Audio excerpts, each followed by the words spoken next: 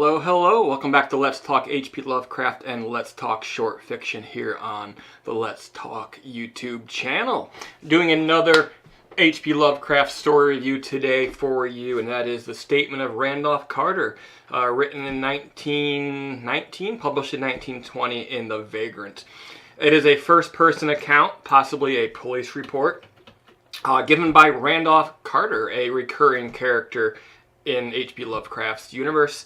It's set in Big Cypress Swamp in Florida. It's kind of neat to see him out of New England for a little while. The last several stories I've read have all been New England based, where many of his stories are based, but on this occasion, we're back down in Florida. Randolph Carter is found wandering on the edge of the swamp, and now he's trying to recall what happened the night before when his occultist research partner Harley Warren went missing. Presumably, any authorities would think that he murdered them because they'd been spotted walking with shovels into the forest. But it doesn't really get into that. So he's found wandering, he's lost memories, he doesn't quite know what's going on, but it's starting to come back to him, and he begins telling the story. His friend Harley Warren had come into possession of a forbidden book of sorts. It was mailed to him from India. It was in a language that Randolph could not speak. And it leads them to a ancient cemetery in the middle of the swamps. They dig around, they remove a stone slab, revealing the entrance into a crypt that goes down into the earth.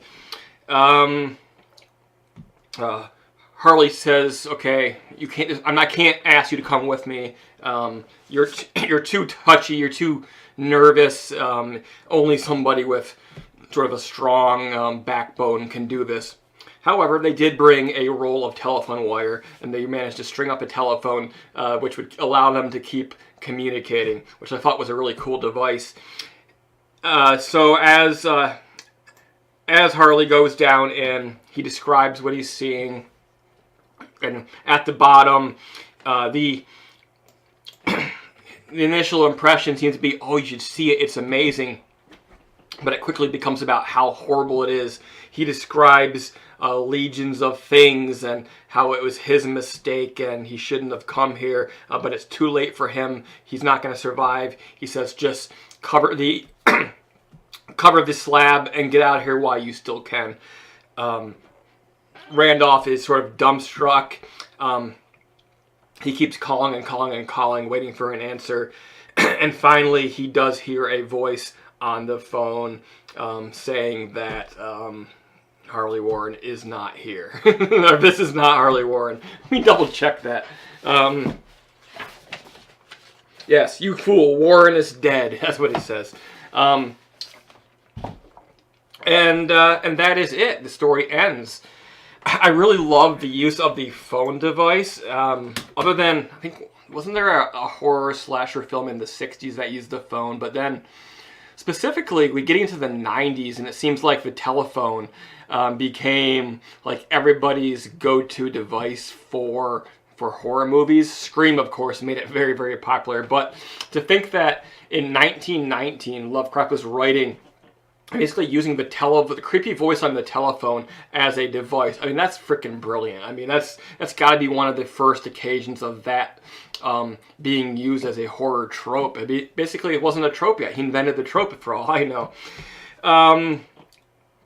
Other than that, there's this forbidden book aspect.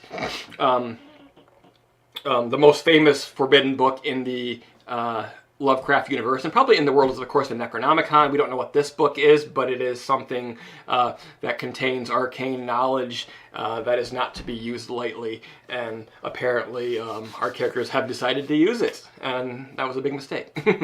Also, just the aspect of going into the swamp and uncovering something sort of echoes to me the Cthulhu cult that was found doing their human sacrifices around the idol of Cthulhu in the Call of Cthulhu. So there's definitely some hints of Lovecraft beginning to build that sort of universe that he became so well known for.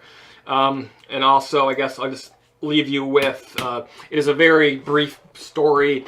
It is very intentionally vague. We don't get a lot of the details, but there's just enough information given to set the mood and to set the imagination spinning, which is all you can ask for from a great story. So, yeah, guys, the Statement of Randolph Carter. Be sure to check it out if you never have. It's, of course, you know, written almost 100 years ago now. But it still holds up as far as I'm concerned, and I enjoyed rereading it and preparing these notes for this video for you. Thanks for watching. Please subscribe and help us reach our 500 subscriber goal, and I'll see you again soon.